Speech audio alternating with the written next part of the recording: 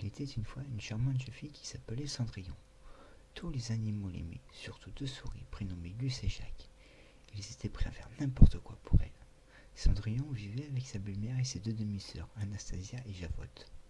Cruelle, elle faisait travailler sans cesse Cendrillon, l'obligeait à nettoyer, coudre, faire la cuisine. Cendrillon faisait de son mieux pour les satisfaire. Lady, la belle-mère de Cendrillon, était froide, méchante et jalouse du charme de la beauté de la jeune fille. Elle prenait plaisir à donner des corvées supplémentaires à Cendrillon, comme le bain de son sœur Lucifer. Un jour, un messager arriva avec une invitation spéciale. Un bal royal allait avoir lieu au palais. Le roi voulait que son fils trouve une épouse. Toutes les jeunes filles du royaume étaient invitées, y compris Cendrillon.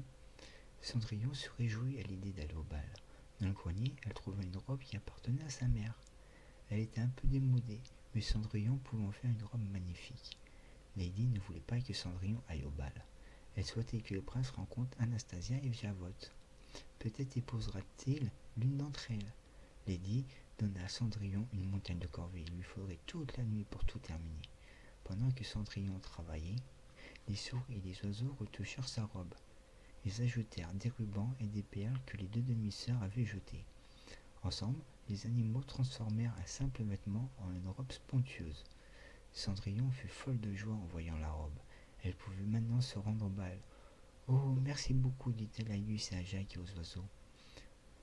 Lorsque les deux demi-sœurs virent leurs vieux rubans et perles sur la robe de Cendrillon, elles entrèrent dans une fureur noire. Elles déchirèrent la robe et arrachèrent les perles. Lady ne les arrêta pas. Cendrillon ne pouvait plus aller au bal. Son rêve était fichu.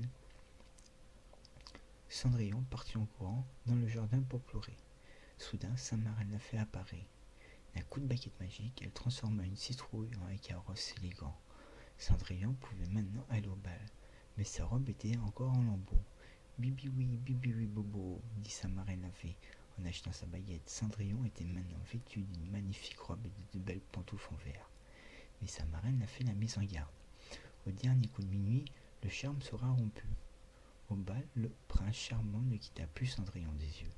L'orchestre se mit à jouer et le prince dansa avec la merveilleuse demoiselle dont il ignorait le nom. Pour Cendrillon, cette soirée était un rêve devenu réalité. Bientôt, l'horloge commença à sonner minuit. Au revoir, lança Cendrillon en s'en allant à toute vitesse. Revenez, appela le prince, je ne connais même pas votre prénom. En s'enfuyant, Cendrillon perdit l'une de ses pantoufles de verre. Le prince chargea le grand-duc de lui ramener la jeune fille qui irait avec la pantoufle. Lady enferma Cendrillon au grenier, mais les souris la libérèrent. Lady fit trébucher le grand-duc et la pantoufle de verre partant en éclats. Mais Cendrillon avait de l'autre soulier sous sa poche. Il lui allait. Cendrillon et le prince se marièrent. Tout le monde se réjouit, y compris les animaux de la souris.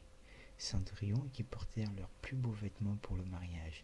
Comblés, le prince charmant et Cendrillon vécurent heureux pour le restant de leurs jours, avec de nombreux enfants.